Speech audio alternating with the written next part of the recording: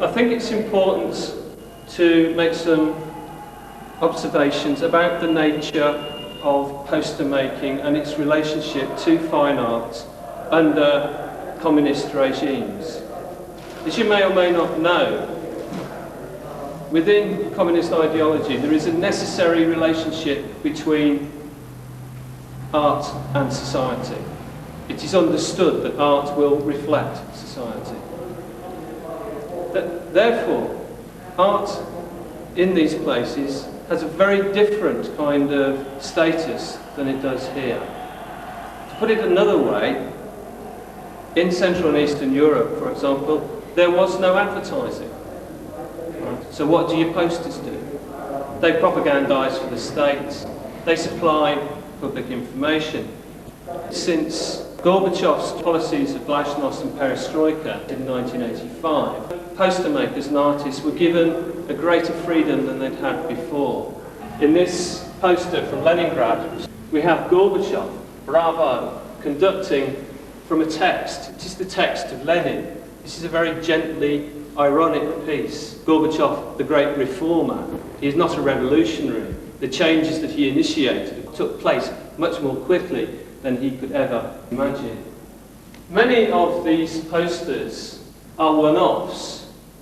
If you go to the Soviet Union, or if you went to the Soviet Union, you would see posters like this stuck up in post office windows, in the specially designed hoardings for posters, in the windows of artists' unions, for example. This is a cartoon by Akim Jordan, a cartoonist from Leipzig. It was in Leipzig that the Monday night demonstrations in the weeks leading up to the November collapse of the war, which finally led to the collapse of the East German government.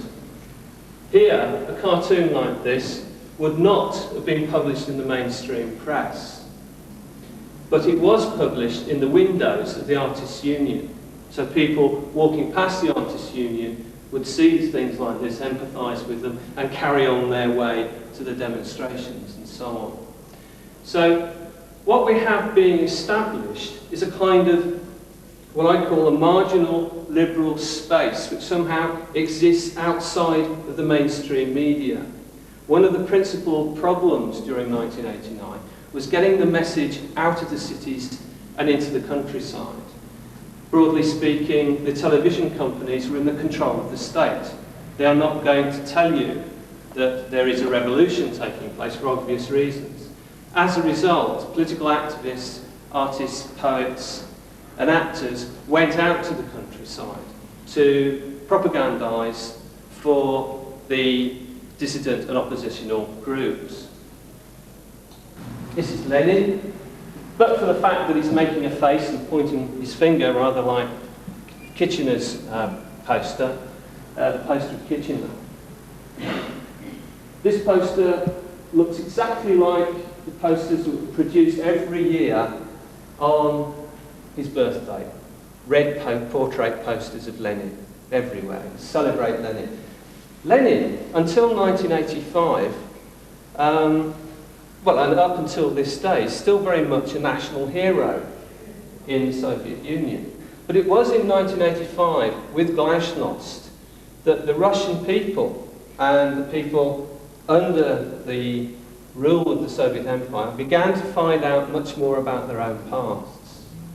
And for the first time, the Russian people realised that Lenin was responsible for setting up the system of terror, the camps, the mass murders that had always been associated with Stalin previously. I'd like to draw your attention to these 3 or 4 posters here, which have a certain amount of religious iconography in them. Here, Lenin, mother of Stalin. Here, you may or may not know, a design like this is rather like Lositsky's Russian revolutionary picture, the red wedge beats the white circle from the 1920s, superimposed over a reproduction of Mantegna's Dead Christ. And this is a Renaissance Virgin and Child, clearly. And here, Michelangelo's Pieta, Christ given the national colours of Romania in order to make a statement about the martyrdom of the Romanian people. These posters make a statement about the iconic nature of communism within the Soviet Empire, but they also draw upon and make a statement about a very much more deeply felt religious sensibility and religious sense of identity, which has been very typical since the demise of the Soviet Empire. Behind you, lots of bananas. Bananas became a national joke in Germany during the days of unification. And perhaps a bit like England in the years immediately after the Second World War, bananas were particularly prized. And as we know, there was a headlong rush to unification in Germany once the wall had come down, even though many East Germans opposed it. And many East Germans who opposed it, and many West Germans who were perhaps not so keen on Kohl's political opportunism, felt that perhaps the East Germans had sold their birthright for the price of a banana. While I was there, I had the opportunity and the pleasure to meet a lot of East Germans who were almost in a state of desperation. They think of themselves, talk of themselves as a nation without a country. They feel so completely overwhelmed by Western values, which are not necessarily their own. While they were no fans of the Stasi or Honecker or anything like that, they rather did like universal nursery provision. They were quite fond of full employment, and they are not and do not subscribe wholly to market values, which we take for granted over here. I'd like to draw your attention to this poster. This is a photographic exhibition. An exhibition which would have been filled with photographs like this, many showing police violence. These photographs would not have been published in the mainstream media, yet you could exhibit them. And so this is that other liberal space of the art gallery that I was talking about. There are many photographs of demonstrators getting their banners ready in art galleries, in spaces similar to this. They roll out the material, get the pots of paint out to make the banners. Here, two photo montagists. One from West Germany, one from East Germany. Both drawing upon the work of Friedrich and German Romanticism. This one at the top, the artist has juxtaposed a rear view of the Brandenburg Gate with a Friedrich image drawn from a painting called The Wreck of the Hope. It's a comment upon what has actually happened since unification, the wreck of the Hope. It's also called Germania. Whereas here, Joseph Huber, an East German photomontagist, you notice the difference in size and quality and colour printing, so on and so forth, juxtaposes two men looking at the moon by Friedrich, an 18th century painting, with an industrial and polluted landscape.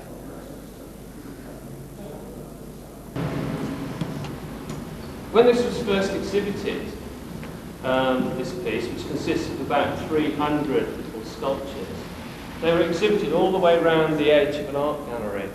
And I've seen a video of the opening.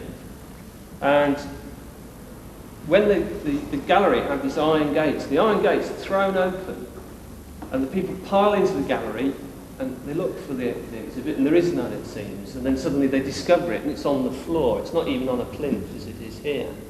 So you have this video of all these Czechs on their hands and knees, looking at these things, because the only way you can look at them is to get on your hands and knees. And what are they? They're parodies of monumental socialist realism.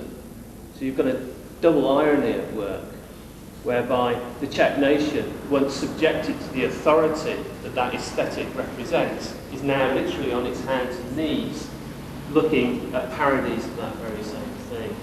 It's done by a young artist by the name of David Cherney, who's an art student at the craft. And we have these objects here, which look as though they might have come out of Jurassic Park or something. They are in fact East German street lights. All these German street lights look like this, except they're on big poles, obviously they're not on the floor like this. These were part of an installation made by two women German artists that was put into a tower on a bridge that was part of the wall. And that tower was a watchtower. And these lights lit the waters underneath the bridge to help prevent escape attempts. And these were part of an installation which took place over the period of a year. And Germans who saw these things in the installation sometimes asked the question if these were used to find escapees underneath vehicles. They weren't, obviously, but there's a sense of foreboding about them, I think, which perhaps might bring us to this.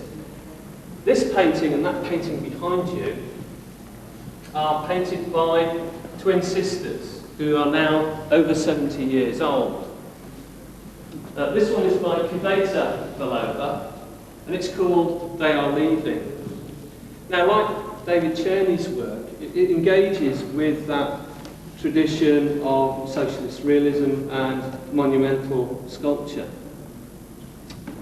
It's painted in 1989. It's a painting about the Soviets leaving what was to become the Czech Republic. But it's a painting which I think you might be able to see is full of foreboding.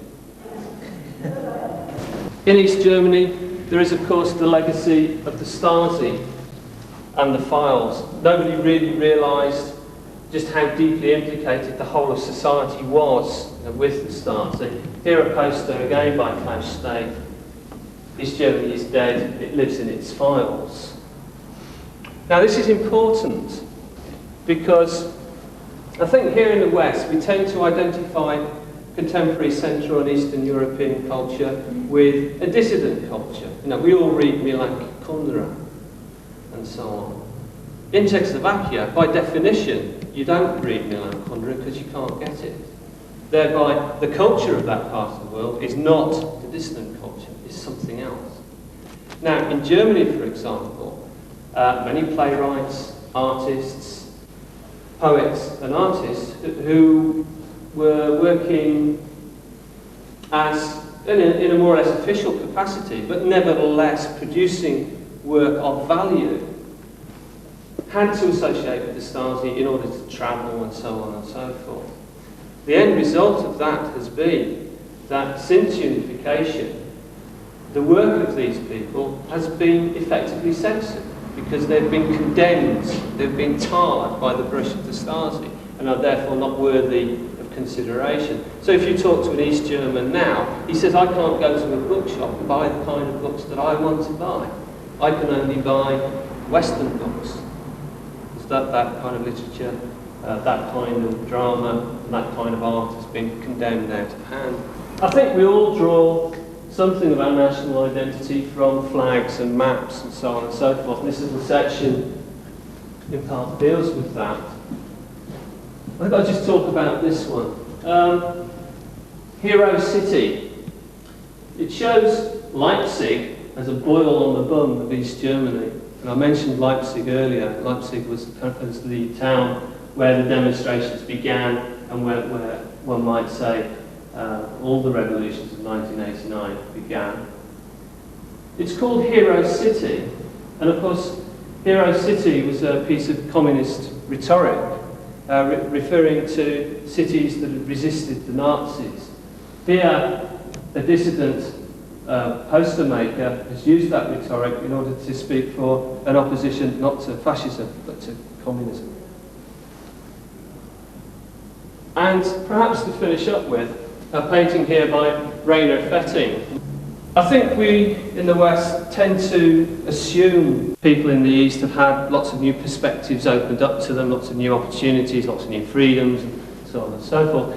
We tend to forget that perhaps it's had an effect on us. And I think this picture goes some way to express that. As I mentioned earlier, West Berlin is a little island in the middle of East Berlin. A West Berliner can only see out, he cannot see in. And this is a picture by a West German artist looking into Berlin from the outside, seeing Berlin from a perspective that was not possible before the collapse of the Soviet Empire.